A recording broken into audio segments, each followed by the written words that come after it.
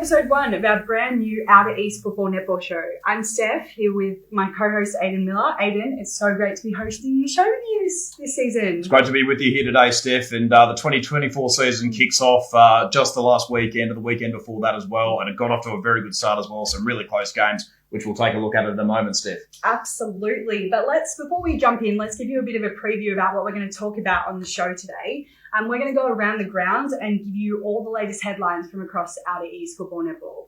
We're also going to take a look at some of the premiers from last year. We're also going to take a look at who I think is going to win the premiers, or win the premiership this season, I should say, but we'll take a look at that in a moment. We have a fun little game for you guys to get involved with, so stay tuned for Who Am I? I'm going to take you through the top 4 matches from the round as well. That'll be for football, netball, and women's football as well. So hopefully there's going to be plenty of interesting results throughout the season. And last but not least, we have a very special guest today. We're going to be talking to Maddy, who is our Outer East Football Operations and Club Development Coordinator. She's only been with us for a couple of months, so very excited to talk to her. All right, Steph, let's get stuck into it. Let's get stuck into it.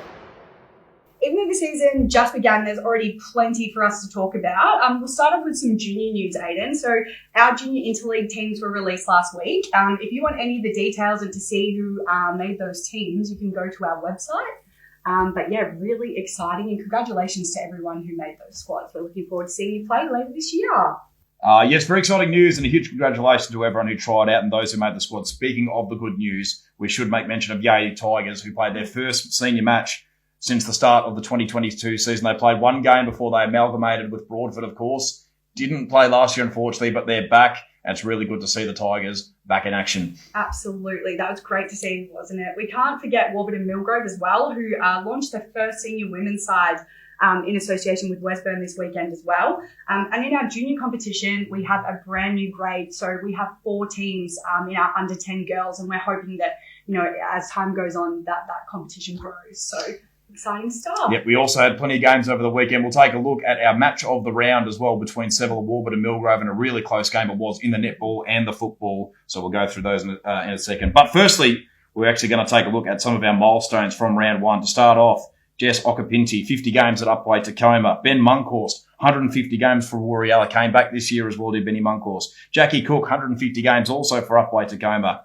And in our match of the round, Nathan O'Keefe, 200 games for Seville. And Laura Gillard, 200 games for Monbulk as well. They were our players who reached milestones. And also in the netball, Emerson Woods, 50 games for Warburton-Millgrove, and Simone Traynor, 250 games for Powelltown. Congratulations to all of you. Massive achievements. One final point to mention for this week is that we're only weeks away from our first theme round of the season, so that being Anzac round. So as you can see, plenty happening already this season, and I'm sure more to come. Certainly is, Steph. Well, Aidan, that's what's making news headlines around Outer East right now. But now I'd like to take a little bit of a look back into the past and also a little bit into the future. So we've got a new segment this week called Back to the Future. Steph, that sounds very interesting, but how does it work? Well, I'm so glad you asked. I'm going to remind you of last season's grand finals. Then we're going to get you to pick who you think might make and also win the grand finals this year. I think I'm up for the challenge, Steph. I'm sure you are. Let's start with the netball. So in Premier Division A grade, we had Wandon 44 and Narre Warren 54. What 2 teams do you think are a chance of making it? A grade netball, one of the most competitive competitions last year. I thought last year going into the finals, all the top 5 teams I thought were a really good chance to go on and win it. Obviously, Narre Warren, who were at the top of the table, did do the job. I'm going to go with a local rivalry this year, Steph. I think Wandon are going to be very hungry. They're going to go that one step closer this year, and I think they will play Mount Evelyn in that grand final, who were very good last year, just missed out in the preliminary final, but I think a Wandon versus Mount Evelyn grand final is what we're going to see this year. Interesting stuff. All right, Division 1 A grade. So we had Seville 41 to Emerald 62. Thoughts there? So obviously Emerald have gone up to Premier Division this year. I think the matchup we saw on the weekend between Seville and Warburton-Millgrove will be the matchup for the grand final this year. Warburton-Millgrove, an unbelievable team. They've won the last couple of years, very hard to stop, and certainly had some good competition on the weekend in Seville, who did win the premiership in 2022 and a close one against Berwick. So it's going to be those two, and I have a feeling that Warburton-Millgrove are going to win another one. It was a good game on the weekend, so I would like to see a grand final matchup there too. If we jump to women's footy, Division 1, we had Pakenham 17 to Alinda Ferny Creek 60. Yeah, that's going to be another interesting one, of course, as well. I think Alinda Ferny Creek are going to go around again. I think they're going to be a really good side. And I think Hillsville are going to bounce back. I think they were a bit disappointed with how they finished last year, top team. Alinda upset them in that final, so I think we'll see a battle of the Bloods in the grand final. It'll be Alinda Ferny Creek versus Hillsville, in my opinion. Div 2 women's footy, so Belgrave 21 to Seville 5. Yeah, that's it. So, of course, Belgrave have gone up into Premier Division. I think we're probably going to see Seville have another crack at it. They had a pretty solid year last year, and I think Woori Alec have recruited pretty well over the off-season. They've got a pretty strong-looking team, so I think Woori might challenge them in the grand final. So, bit of a local rivalry there, you could say as well, between Seville and Woori Alec, but that's who I think will play in the women's grand final in Division 2. Good stuff. Let's jump to men's footy. So Premier Division, we had Narre Warren 78 to Wandon 141. Yep, it was very close between those two sides throughout the year. Wandon just got the better of them on the grand final day. I think we're going to see a repeat of last year's grand final, but I think we're going to see the result reversed around. I think Narre Warren are a very strong team, and I think that they're going to be very hungry after probably missing out last year. So that's my prediction. That's a for big this year. call. All right, and last one, we've got Div 1 men's footy. So we had Berwick Springs 41 to Emerald 100. Certainly. So both those teams will be playing in Premier Division this year. A couple of teams I think are going to be in the mix this year for Division 1. But I've got a good feeling about Alexandra this year. I think they're going to be really strong. They had a really good year last year. Good final series. Couldn't quite get the job done against a very strong Powelltown side on the day. But I think they're certainly going to bounce back, and I think they will take on Warburton-Millgrove in this year's Division 1 grand final. So I think that's what we'll see this year in the football. Amazing work, Aiden. We might come back towards the end of the season and see how your predictions are going, see if any of them might come to fruition later on in the year. Well, hopefully some of them do, Steph. I need some credibility. Very important, of course, yeah. Hopefully. But right now, it's time for a fun little segment called Who Am I? Okay, so for this segment, Steph and I are going to give you clues related to a former Outer East football netball player. We want to see who can guess who it is. Mm-hmm. So if you guys think you know the answer, please put it into the comments below. We'd love to hear your answers, but no cheating. You have to just give it a go. All right, Aiden, give us the first clue. First clue, I started my career at Upwey Tacoma. I will be so impressed if anyone can guess it from just that. I want to know in the comments if you think you've got it. Clue number 2, I was drafted into the AFL in 2008 from the Eastern Rangers. Oh, that might narrow it down a bit, but let's give them one more clue. I've captained my club and have played in a grand final. However, we were not the premiers. Great clue. We could probably make it a bit easier, but where's the fun in that? I think we'll just, no more clues. Let's just see who can get it, and we'll reveal the answer on next week's episode. So you just have to tune in to find out. All right, I'm excited to see everyone's guesses, but for now we're going to move on to our matches of the round. And to start off will be our match of the round between Seville and Warburton-Millgrove, and we'll look at some of the key takeaways there. For starters, Tyson Henry for Warburton-Millgrove had 24 disposals, and Nelson Aldridge had 16 and 37 hitouts. Bailey Humphrey and Lockie Hewitt kicked 3 goals each. For the Blues, it was Jai Scortino with 29 disposals and their new recruit from Officer, Anthony Bernardo, with 24. Blake Morrison kicked 3 goals and Dylan Broadway kicked 2. We'll now take a look at the local rivalry between Wandon and Mount Evelyn. To start us off, it was a win for the Bulldogs by 6 points. Wandon 10-17-77 defeated Mount Evelyn 10-11-71. Paddy Brazisi, the skipper, started off well. He had 37 touches and kicked 2 goals. Chase Black. Yeah, very good start. Game, yeah. Chase Black had 32, and the other goal kickers were Clint Johnson and Brody Atkins. For the Rovers, Damon Kift, 40 disposals. Continuing on from his good form last year, and Lockie Sinnott had 28. Matt Gordon kicked 3 goals, and Matt Gibbons kicked 2. We'll now move across to some of our netball games as well. And our match of the round, another close one as well. Seville versus Warburton-Millgrove.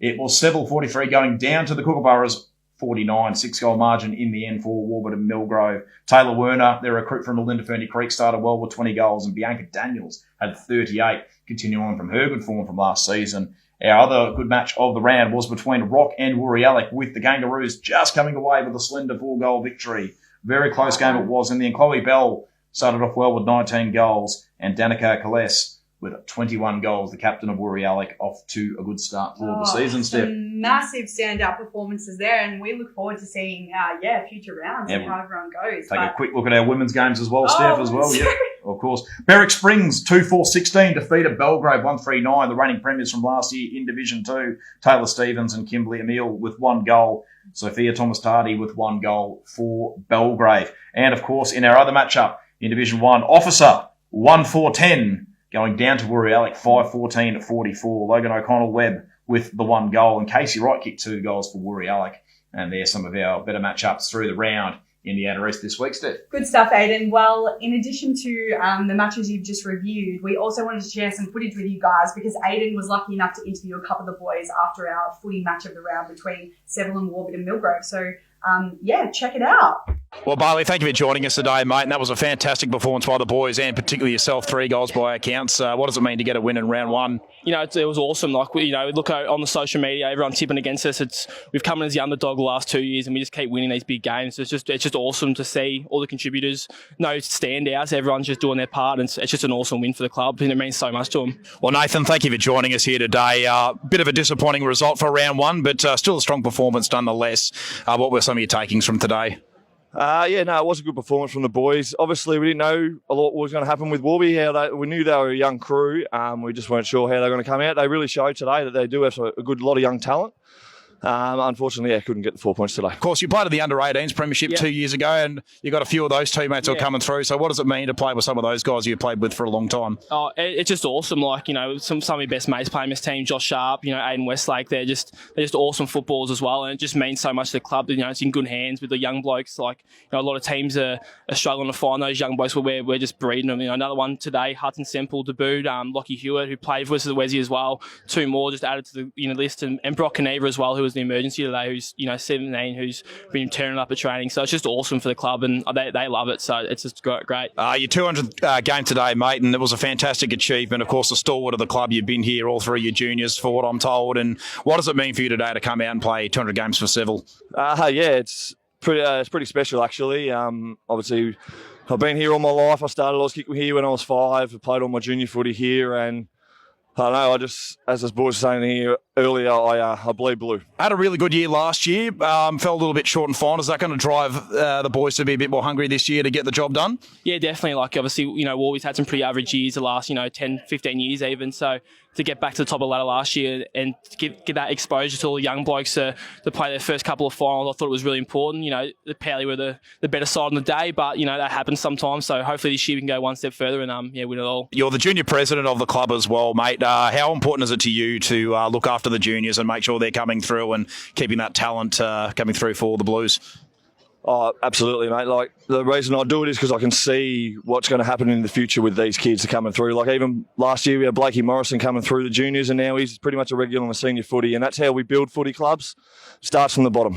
So that's most important. All right, next on the agenda, we have our special guest. So I'm going to jump out, Maddy's going to jump in, and Aidan's going to interview her. Well, Maddy, thank you for joining us on the show today. I think you're actually one of the first Outer East staff members to actually join us on the show, and I think it'll be good to give our viewers a little bit of an insight into what goes on in the inner mechanisms of the competition. But for starters, you've been here for 2 months in the role. How are you finding it? Very good, and I know that's probably feels a bit forced in this type of scenario, but no, I've genuinely really been enjoying my role here so far. I'm super duper lucky in that I've sort of got 2 divisions to my roles. I've got the football operations side and the club development side, so it sort of keeps it exciting every day. But yeah, it's definitely spinning around in circles at the moment with round 1 just happening last Saturday. There we go. What initially appealed you towards the role? Well, my previous experience in my internships with Hawthorn and Geelong, both being in their football departments, one in operations and one in more their sports science side, as well as my bachelor's degree in sports science and business management, all led me to pursue my passion of the management of sport. So here we are. And I just thought it was really exciting. I had experience with operations, so I knew I really liked that. But what drew me to here was the club development side of it. It was something new, something exciting that I really wanted to try my hand at. And had a taste of it at uni, but really excited to apply some real-world application to it. I think that's really good to hear for our supporters in the league. Busy couple of weeks and already a couple of weeks into the season. What have you been doing to help support the clubs of the Outer East? Big loaded question there. I hope a lot. No, one of our main things at the moment is the Telstra Footy Country Grants, which luckily enough for us, round 1 finished up a few weeks ago. We had 5 of our 6 applications successful, which was super exciting for our clubs. Round 2 is currently open, so if you're at home thinking you're going to apply, do that sooner rather than later because it does close this Friday on the 19th of April. Other than that, we have also been doing a lot of work with safeguarding children. A really important piece for us, not only for our junior clubs, but our senior clubs as well, keeping the children of our organisation safe, as well as a big inclusive piece. So women and girls, which is something that's close to me, obviously, but playing football myself, making sure that all of our clubs in the Outer East are nice and inclusive. Very good. And what are you looking forward to as the season progresses? I think even just in my role as a whole is the genuine connections with our clubs and their staff and their volunteers. I'm really looking forward to sinking my teeth in and meeting a few more people out there, as well as seeing some of the tangible outcomes to the work we've started doing in club development. I'm really looking forward to watching clubs grow throughout the year and end up in a better position than what they were. Well, Maddy, we're so happy to have learnt about you today, but a big one for the Outer East that celebrates and highlights volunteers. Can you tell us a little bit about that as well? So obviously our whole competition is built on the work of volunteers, so we really appreciate and thank everyone out there who's volunteering their time. I know it's a lot of work, especially at the moment. So we want to say a massive thank you and also just acknowledge some of those ones who continue to go above and beyond, not only volunteers but coaches. So we are putting out calls for people to nominate volunteers and coaches of the month, so keep an eye out on our social media on where to vote for there. That'll be pretty regularly every month to put in applications. So if you miss this month, don't stress too much. You can always go and submit one next month. But we really want to acknowledge some of those people and also highlight some good news stories from our clubs. Thank you very much for that, Maddy. And yes, very important, of course, volunteers in local sport. A lot won't get done without them. And thank you for joining us on the show today, Matt. As I say, I think you might be one of the first Outer East staff members, and I think all our viewers will be better educated for what goes on around here and all the hard work that goes on behind the scenes to make sure the competition runs smoothly. So thanks again. No worries. Thanks for having me. Well, that's all we have for this week, and we really hope you've enjoyed this first episode of the 2024 edition of the Outer East Football Netball League show. Please leave a comment as well. If there's anything you'd like us to do, if there's any guests you'd like us to try and get onto the show, we'll see what we can do because we really want to try and make the show as enjoyable as possible for all our viewers. So thanks again for tuning in. Goodbye for now, and don't forget to get your game face on.